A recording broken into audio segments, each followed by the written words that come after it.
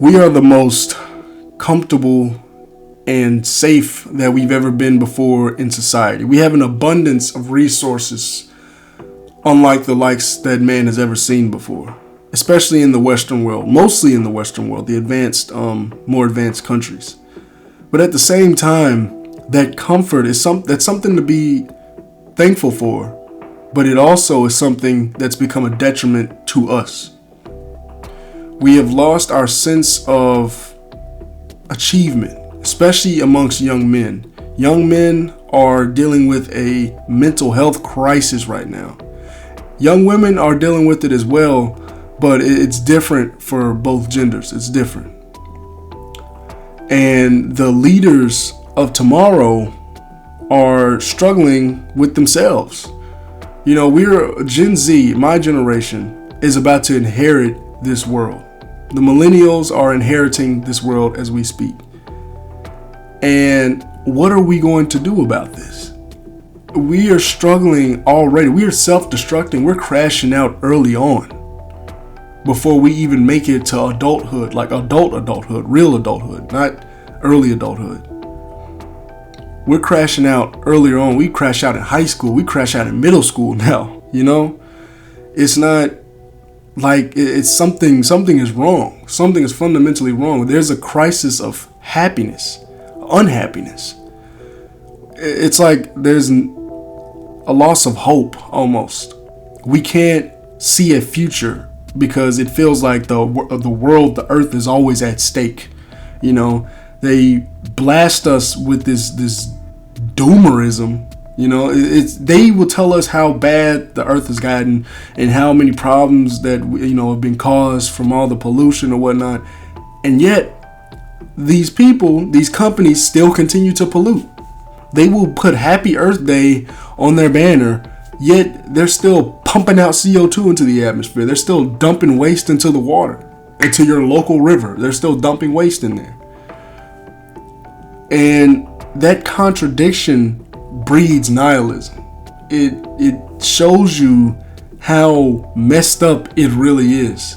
We have wars over these resources that we're not even aware of yet. There's going to be wars over water. And a lot of people are not aware of it yet. But people are going to start feeling the effects of what's happened. They're going to start feeling the effects of it because we're dealing with a drought in America. I mean, other countries have worse droughts, but we're starting to deal with it in America. They're talking about the California running out of water, Nevada running out of water. That's already been happening in other countries, but now we are starting to feel the effects of this. Our extreme comfort and convenience, our rampant consumerism has led to the production of so much waste and the need to become more and more efficient that we're reaching this almost maximum capacity. And other countries, not just ours, like countries like China really pollutes. China is a really, really big polluter. But they produce a lot of these cheap products that they send over here to us and other countries. And we consume it because it's cheap, it's easy to make. And then a lot of that plastic ends up in the ocean. We're being killed by our own need to be comfortable. Our comfort is killing us.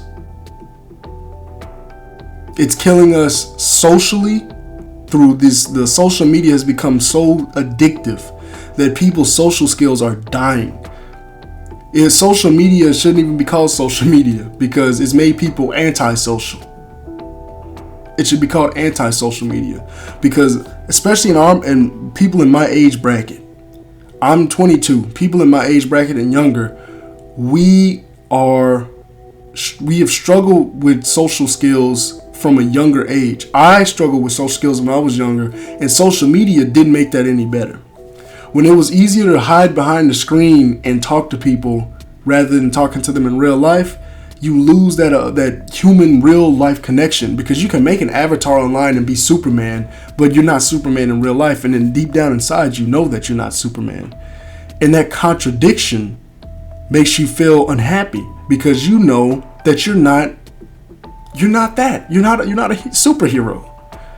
You're living in a fictional world, and the ability for people to have this alternate false reality created for themselves has allowed them to just dive deep into a fake world. And in the real world, they hate it. They hate themselves because they feel like they can't be what they really want to be. They don't have the willpower. They have the desire. Some people lose that desire, but there's people who still have the desire, but they don't know how to get there. And this comfort that we have been provided with, I'm thankful for a safe world. I'm thankful for a safe society, a safe country. But guess what? That safety, that comfort will ultimately breed a weakness that will be our downfall. Because if we were to go to war today, if we were invaded, let's say per se we were invaded by China, Russia, or whoever, a lot of people wouldn't make it. There's a lot of people that wouldn't survive. And I know we're America, the land of the guns. There's a gun behind every leaf, every tree, or whatever.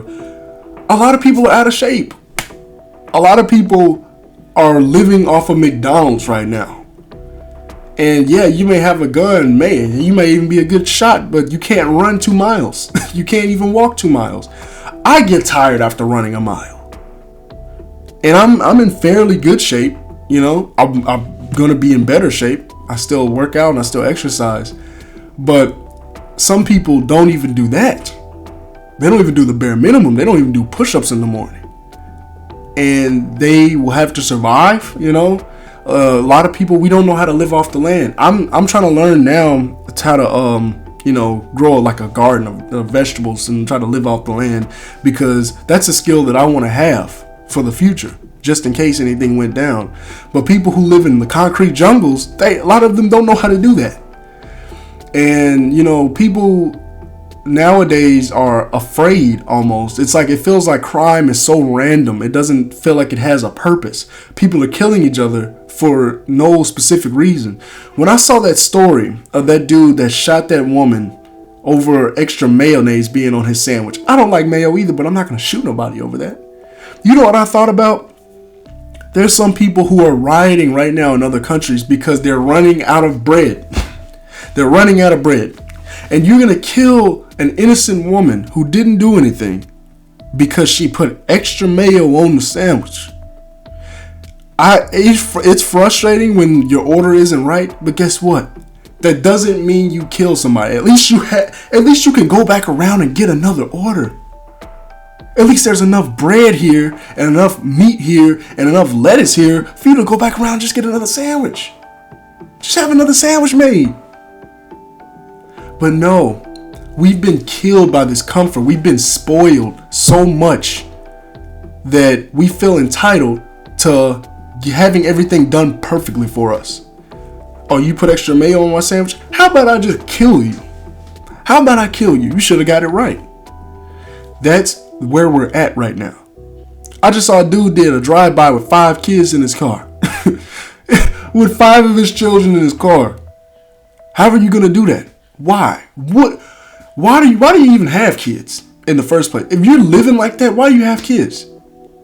And why are you going to do a drive-by with them in the car? What is wrong with you? When you get to that point, when you get to this spoiled point where people feel like no matter what, they know that they have this safety net almost.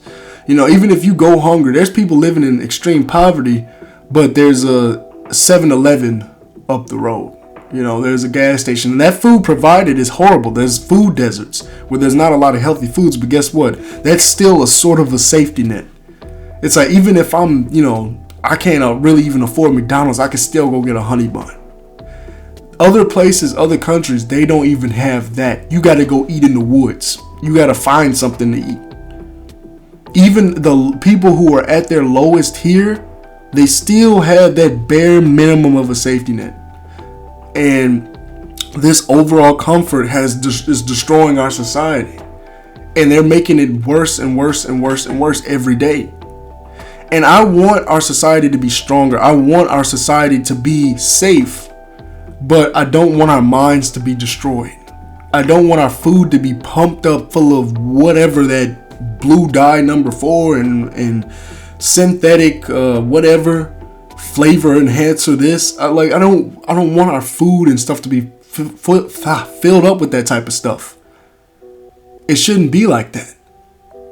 You want a safe, strong society, not a safe, weak, fractured, mentally ill society. You don't want that. But that's what's being created right now.